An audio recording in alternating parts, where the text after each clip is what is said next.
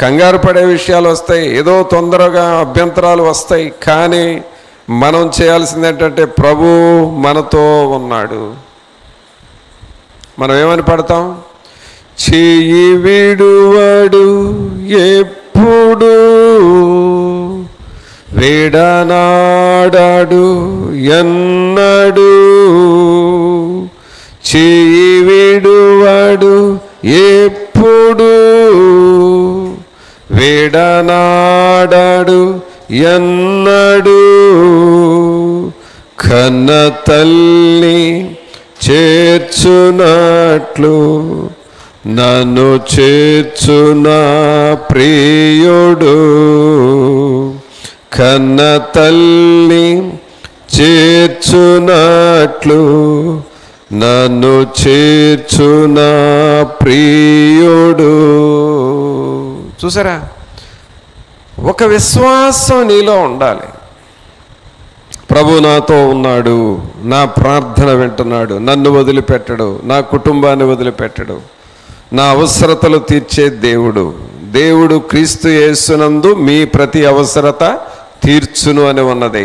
ఆయన నాకు సహాయం చేస్తాడు అని విశ్వాసముతో నువ్వు ప్రార్థన చేయాలి. అంతేగాని అవిశ్వాసపు మాటలు ఎప్పుడు చెప్పకూడదండి.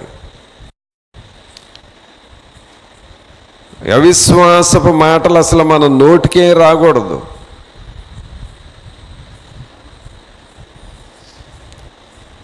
నీ దగ్గర 10 రూపాయలు ఉన్నా నా దగ్గర 1000 రూపాయలు ఉన్నాయి అన్నంతగా ధైర్యంగా ఉండాలి. నా దగ్గర ఏమి లేదు, నా దగ్గర ఏమి లేదు అని అనుకుంటా అవిశ్వాసపు మాటలు నోటితో చెప్పకూడదు. కొంతమంది పంట పొలాల విషయంలో కూడా, ఈ సంవత్సరం నాకు పంట పండలేదు, పంట పండుతుంది, కానీ జనాలకు చెప్పటం మాత్రం పండలేదు అంట. అవిశ్వాసపు మాటలు. నీ నోటి మాట ఎలాగో చెబితే అలాగే జరుగుతుంది. కది నీ నోటితో ఏం చెబుతావు అదే జరుగుతుంది.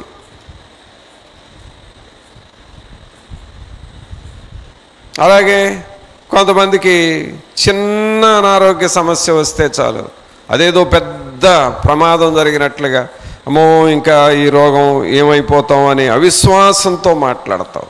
అసలు నువ్వేం చేయాలి? ఇది నాకేం చేయదు, నా ప్రభు నాతో ఉన్నాడు, నా దేవుడు నన్ను రక్షిస్తాడు, నన్ను స్వస్థపరుస్తాడు, ఏ అపాయం నా మీదకి రాదు, ఏ అపాయము నా దరికి రాదు అనే విశ్వాసం నీకు ఉండాలి. ఏ అపాయము నా గుడారము సమీపించనీయక, ఏ అపాయము నా గుడారము సమీపించనీయక, నా మార్గములన్నిటిలో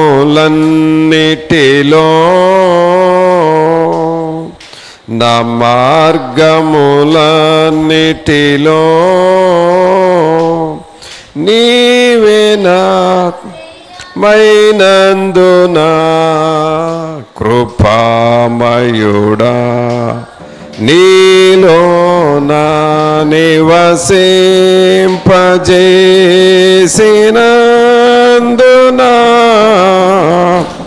ఇదిగో నా స్తుతుల సింహాసనం,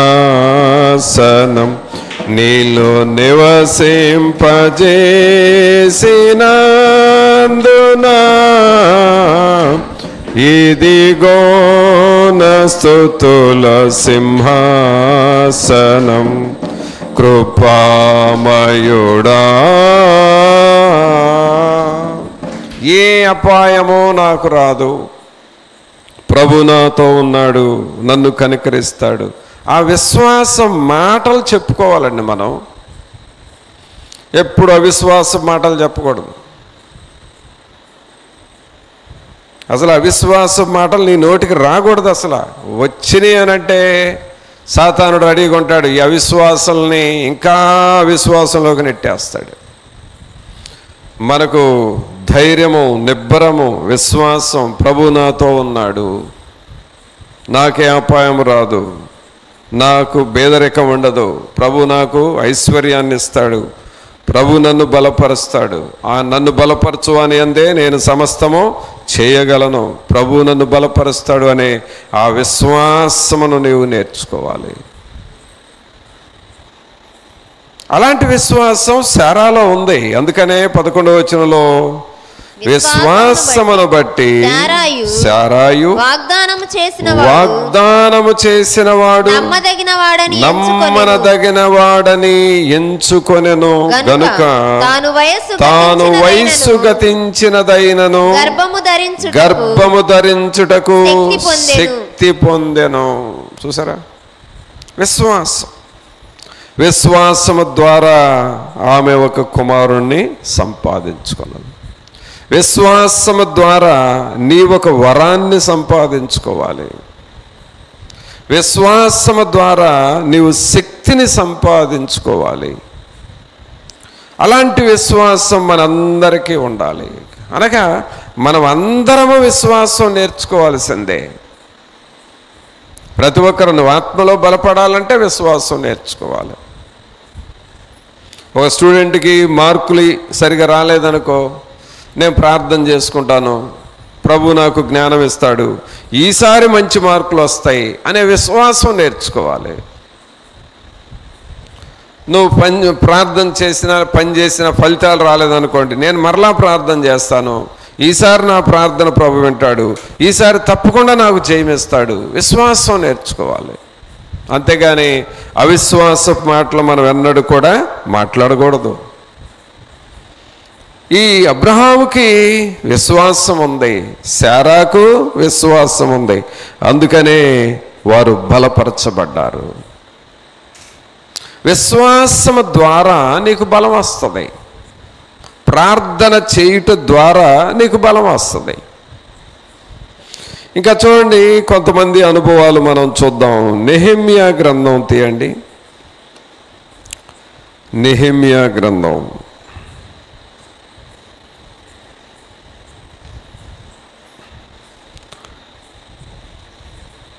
2వ అధ్యాయము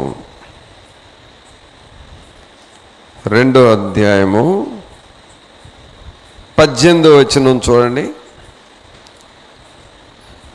2:18 ఇదియుగాక నాకు సహాయము చేయు దేవుని కరుణాహస్తమును గూర్చి రాజు నాకు సెలవిచ్చిన మాటలన్నీ నేను వారితో చెప్పితిని. అందుకు వారు మనము కట్టుటకు పూనుకొందము రండని చెప్పి ఈ మంచి కార్యము చేయుటకై బలము తెచ్చుకొనిరి.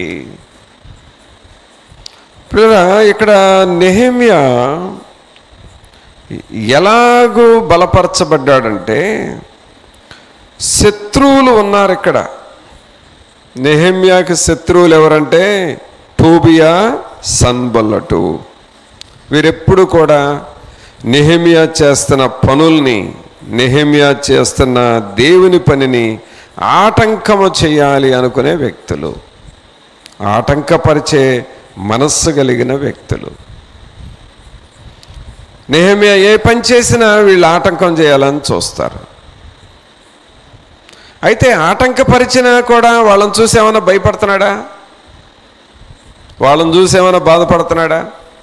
అయ్యో వీళ్ళు ఆటంకపరుస్తున్నారు, మరి ఇంక నేను ఏం చేయగలను ఆయన ఏమన్నా దిగులు పడుతున్నాడంటే దిగులు పడట్లేదు. ఆయన ఏమంటున్నాడు? విశ్వాసంతో మాట్లాడుతున్నాడు. 18వ వచనం చదవండి. ఇదియుగాక నాకు సహాయము చేయు దేవుని కరుణాహస్తమును గూర్చియు రాజు నాకు సెలవిచ్చిన మాటలన్నీ నేను వారితో చెప్పితిని. అంటే అక్కడ శత్రువులు ఈ టోబియా, సన్బల్లటు వచ్చి ఆటంకం చేస్తున్న ఆ ఆటంకాల్ని చూడట్లేదు, కానీ నా దేవుని కరుణాహస్తము నాకు తోడుగా ఉన్నది అని విశ్వాసముగా ఉన్నాడు. నా ప్రభు నాకు తోడుగా ఉన్నాడు, దేవుని కరుణాహస్తము నాకు తోడుగా ఉన్నది, ప్రభు నాతో ఉన్నాడు. అనే ఆ విశ్వాసముతో నెహెమ్యా ముందుకు సాగాడు. మన జీవితాల్లో కూడా ఈ విశ్వాసం మనం నేర్చుకోవాలి. ప్రభు హస్తము మనకు తోడుగా ఉంటుంది. మనం దేవుని సన్నిధికి వచ్చాము, ఎవరు తోడుకుంటారు మనకి? ప్రభు మనకు తోడుకుంటాడు. మనం ప్రార్థన చేస్తున్నాం, ఎవరు తోడుకుంటారు మనకి? ప్రభు మనతో ఉంటాడు. ఈ విశ్వాసం నీకు రావాలి. ప్రభు నాతో ఉన్నాడు, దేవుడు మనకు ఎల్లప్పుడూ తోడుగా ఉన్నాడు అని పాడతాం పాట. మరి ఆయన నాకు తోడుగా ఉన్నాడనే విశ్వాసం కూడా నీకు ఉండాలిగా.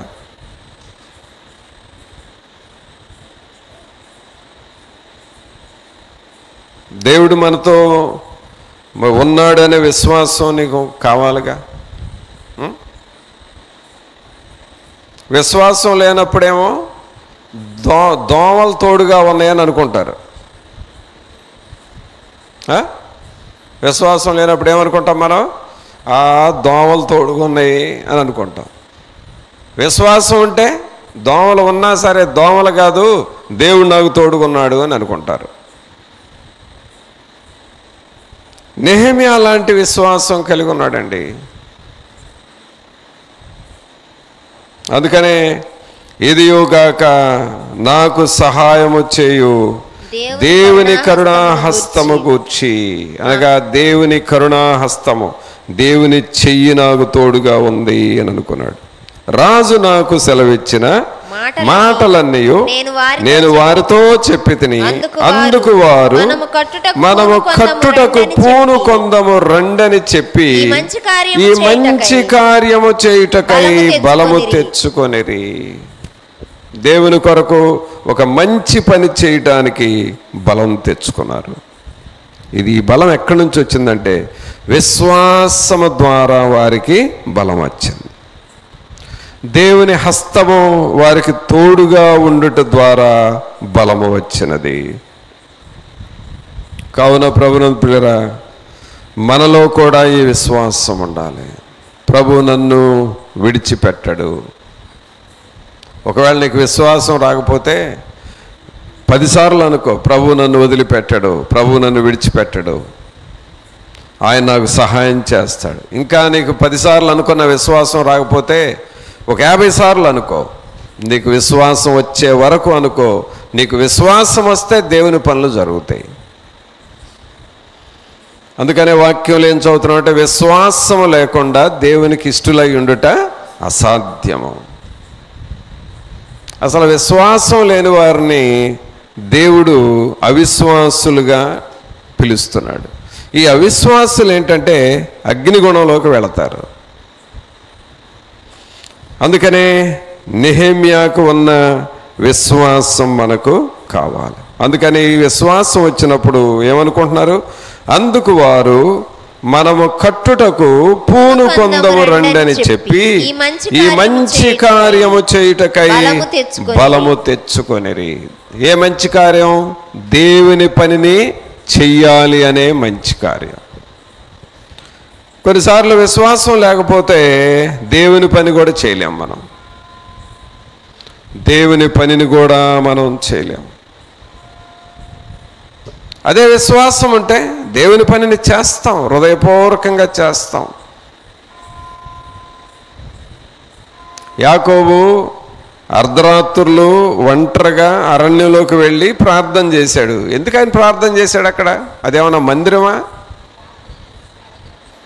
లేకపోతే అదేమన్నా ప్రార్థన చేసుకునే స్థలమా? అదొక అరణ్యం. ఆ అరణ్యంలో ఎందుకు ప్రార్థన చేశాడంటే అక్కడ దేవుడు నాతో ఉన్నాడు అని విశ్వసించాడు. చూసారా, మనలో కొంతమంది అసలు ప్రార్థన చేస్తున్నాం కానీ నా ప్రార్థన ప్రభు విన్నాడు, నా ప్రార్థన ప్రభు దగ్గరకు వెళ్ళింది, నా ప్రార్థనకు ప్రభు జవాబిస్తాడు అనే మనస్సు, ఆ విశ్వాసం లేకుండా ఉంటున్నాం. ప్రార్థన అంట చేస్తాము కానీ జవాబు వచ్చే ప్రార్థన ఏంటంటే విశ్వాసంతో చేసిన ప్రార్థనకు జవాబు వస్తుంది.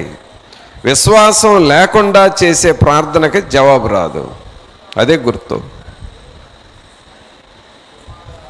అందుకనే మనల్ని మనం లోతుగా తగ్గించుకొని విశ్వాసం మనం నేర్చుకోవాలి.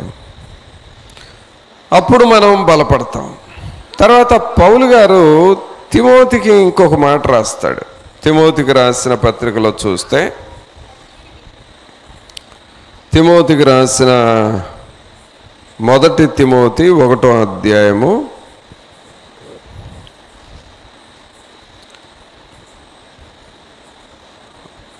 6వ వచనం నుండి చూడండి.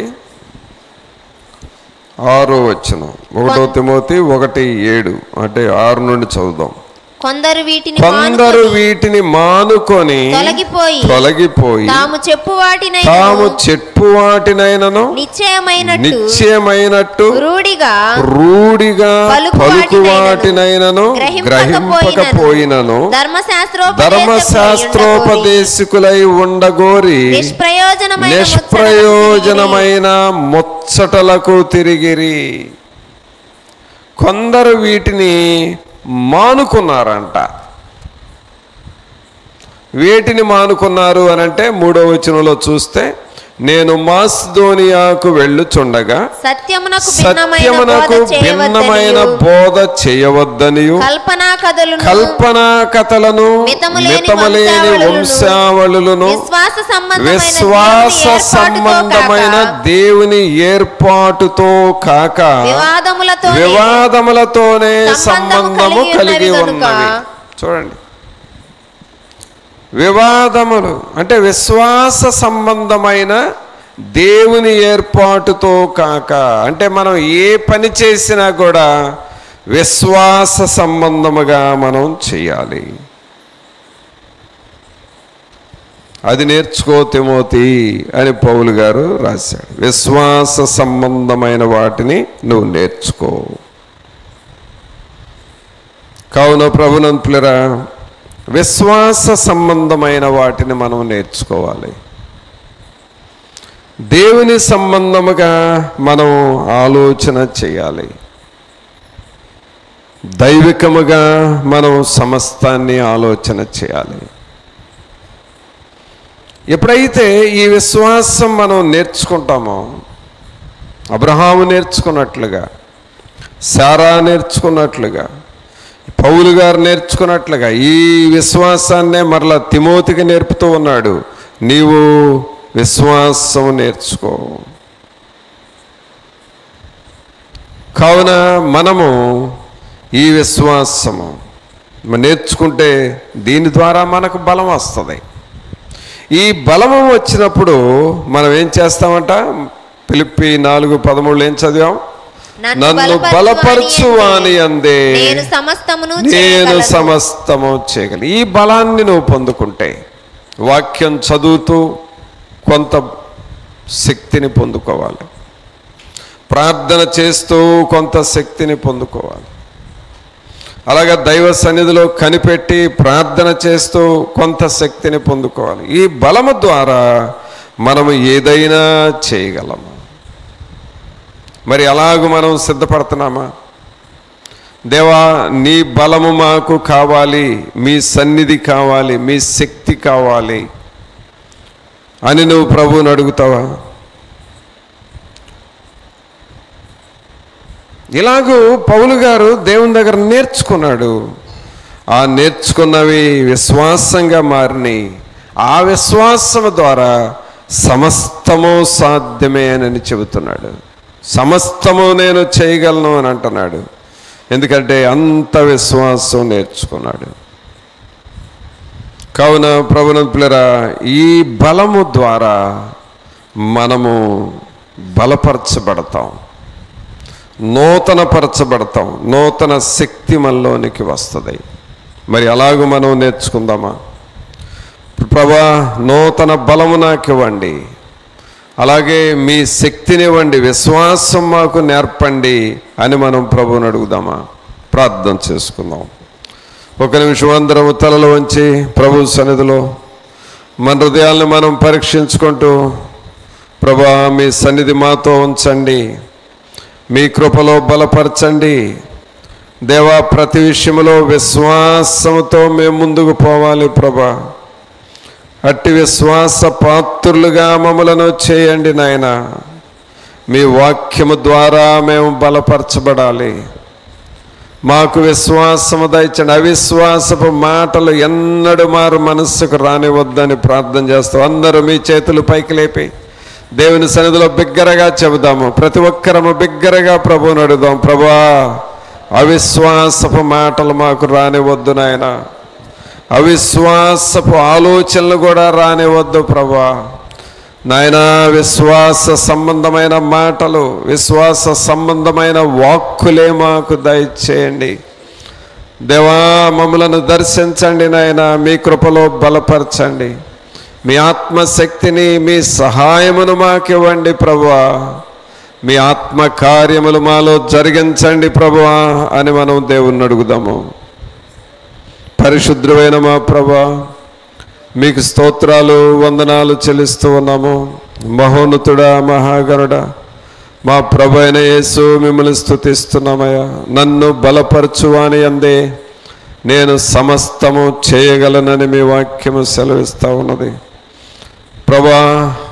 విశ్వాసము ద్వారా మేము బలం పొందుకున్నటకు సహాయం చేయండి. అన్ని స్థితులలో, అన్ని సమయాలలో ఉండుటకు మేము నేర్చుకొని వారముగా చేయమని వేడుకొంచున్నాం. తండ్రి అయిన దేవా, మీకు స్తోత్రాలు, మీకు వందనాలు. సంఘములో విశ్వాసం దయచేయండి. మా కుటుంబాలలో విశ్వాసం మాకు దయచేయండి ప్రభా. మమ్మల్ని మేము లోతుగా పరీక్షించుకొని విశ్వాస వీరులుగా మేము మారునట్లుగా చేయమని వేడుకొంచున్నాం. తండ్రి అయిన దేవా, మీకు స్తోత్రాలు, మీకు వందనాలు. మీ వాక్యము ద్వారా మమ్మల్ని బలపరిచి ప్రతి ఒక్కరము మా దినదిన జీవితంలో విశ్వాసమును మేము ఉపయోగించాలి ప్రభా. అలాగూ నేర్చుకొని ఆత్మలో బలపడు వారముగాను, నన్ను బలపరచువాని అందే సమస్తము చేయగలనని పౌలు గారు వలె మేము అలాగూ నూతన బలము పొందువారముగా చేయమని మా ప్రభు అయిన యేసు నామమున అడిగి వేడుకొంచున్నాము తండ్రి. ఆమేన్. మన తండ్రి అయిన దేవుని ప్రేమ, కుమారుని కృప, పరిశుద్ధాత్మని యొక్క సన్నిధి, ఆయన సహవాసము ఇప్పుడు నెల్లప్పుడూ మనందరికీ తోడుగా ఉండి సహాయము చేయను గాక. ఆమేన్.